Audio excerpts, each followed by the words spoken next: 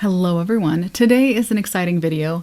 I am going to be starting a new project pan, no palette left behind. As of last count, I have about 70 palettes in my collection. That's a fair number of eyeshadow palettes. As I mentioned in my panning goals video towards the beginning of the year, my primary objective with panning and with my makeup collection in general is to make sure I am able to use and enjoy everything in my collection. Now, with 70 palettes, I think that requires a little bit of extra effort, a little bit of special consideration. So I am going to be using this project to rotate through my entire eyeshadow palette collection and making a look from each of them before the end of the year. I'm going to film or take photographs of these eyeshadow looks and share them with you during my monthly updates, and then we will randomly pick a few more. So I have made a wheel here with all of my eyeshadow palettes that we are going to be randomly selecting from every month. I have already gone in and omitted those palettes that have already gotten a lot of use this year that maybe were in other projects, because the whole idea here is for me to be able to spread the love across the entirety of my collection. The number of palettes I have remaining is 56. So given that number and given the amount of time that we have remaining in 2026, I'm going to need to go through my collection at a rate of about 6 palettes per month. So that's what we're going to be doing today. We're going to be drawing 6 random palettes, and I'm going to be making a single eye look out of each of them. Not only is that going to allow me to touch every eyeshadow palette in my collection this year, but it's also going to give me a little bit more information and more of a comprehensive look at the palette as a whole, which will allow me to make a little bit more of an informed decision when I'm deciding what palettes to hang on to and what needs to move on to a new home. So we're going to go ahead and spin the wheel here and pick 6 palettes, then I'll go pull them and we will have a little chat about them. So first palette.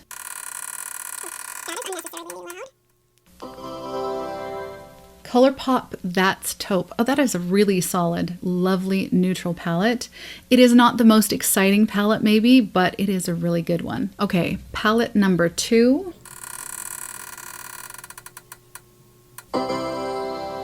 Give Me Glow 2 Moods. Oh, that is one of my newest palettes. I picked that up in February, and I really wouldn't mind getting a little bit more use out of this palette. Palette number 3.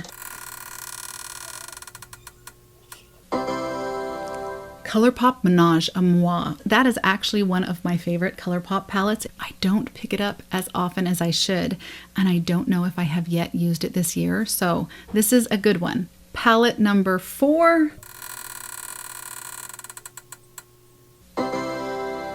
ABH Carly Bible. This was my Pan That palette last year. Even though she has been well loved in the past, I want to make sure she gets a little use this year as well. Palette number 5. BH Cosmetics Tokyo palette. Trendy in Tokyo. That is the actual name of the palette. If I remember correctly, I think that's a rainbow palette. Okay, last one. Pat McGrath Ritualistic Rose. Okay, I'm gonna go grab those palettes and we will take a quick look at them. Okay, so the first one that I pulled was the ColourPop That's Taupe palette. Like I said, it looks a little bit boring, but this is just a really nice, really easy, really reliable neutral eyeshadow palette. I especially like it because there is a little bit of a rosy undertone to these neutrals, which I find particularly flattering on my cool olive undertone. And yeah, it's really hard to go wrong with this palette. I really don't think you can make any mistakes with this palette regardless of what colors you're going into. That is our first palette. Here is the second one. This is a palette I picked up back in February. It was around Valentine's Day. I was seeing a lot of, oh my goodness.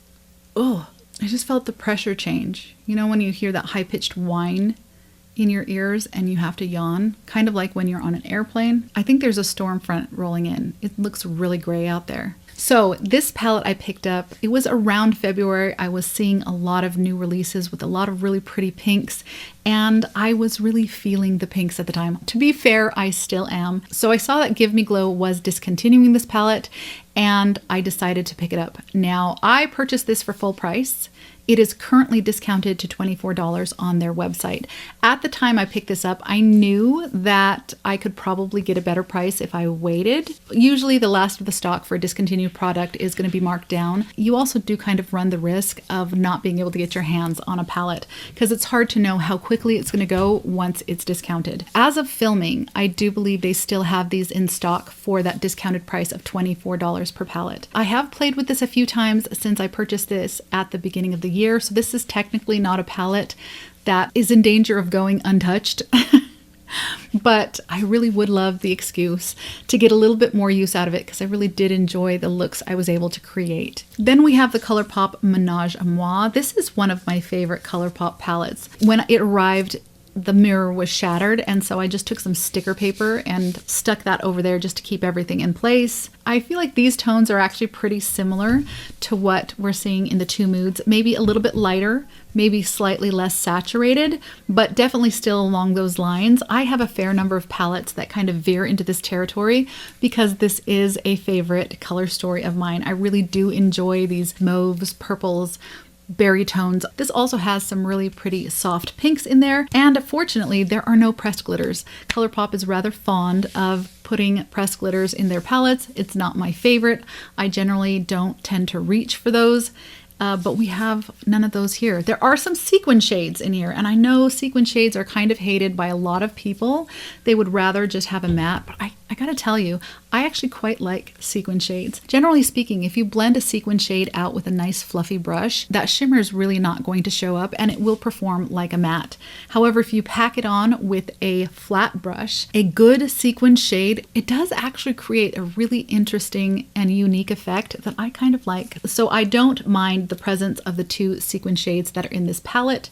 And yeah, I'm excited to get some use out of this one. Then we have the ABH Carly Bible. I hesitated a little bit when this popped up on the wheel because this was my Pan That palette last year. And although I didn't reach my goal, oh my gosh, she's so filthy on the inside. She's well loved, okay? I managed to hit pan on 5 of the 14 shades in here, which honestly is pretty good for me. I don't pan eyeshadows.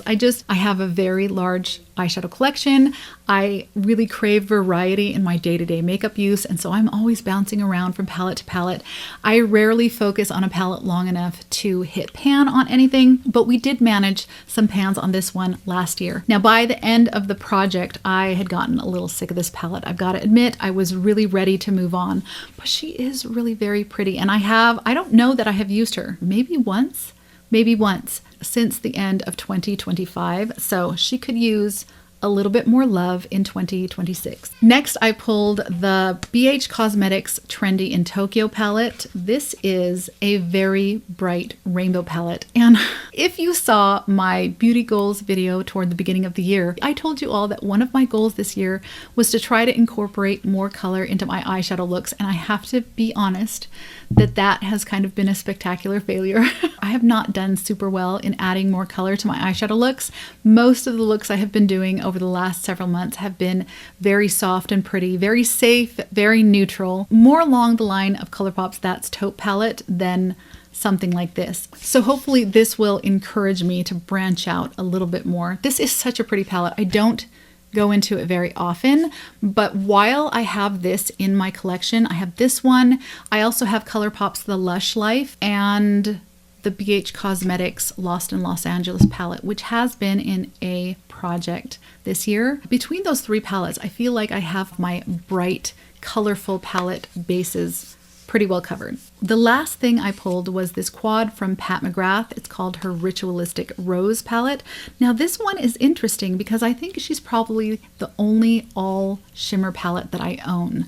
I am a matte girly. I love a good shimmer, don't get me wrong, but I will fairly often go in for an all matte shadow look. I'm actually wearing an all matte look today, so I honestly don't know when the last time was that I created an all shimmer eye look. That's just generally not what I gravitate towards. So this is going to be interesting. I think the only thing that might function kind of as a matte is this bronzy color here. Oh, my fingers are filthy from handling all these eyeshadows, but that bronze shade right there is more, it's got some sparkle in it and some reflectivity, but it's definitely a little less blingy than the other shadows in here. So I'm going to give it a try. I'm going to go ahead and try to make an all shimmer look out of this palette. However, I reserve the right to maybe bring in my Natasha Denona Mini Eye Sculpt palette if I feel like it's not going well and it's not something I'm going to want to wear for the rest of the day. We'll see how it goes, but I am willing to give it a try. Okay, those are the palettes I will be focusing on for the rest of April. I've been saying April this whole time,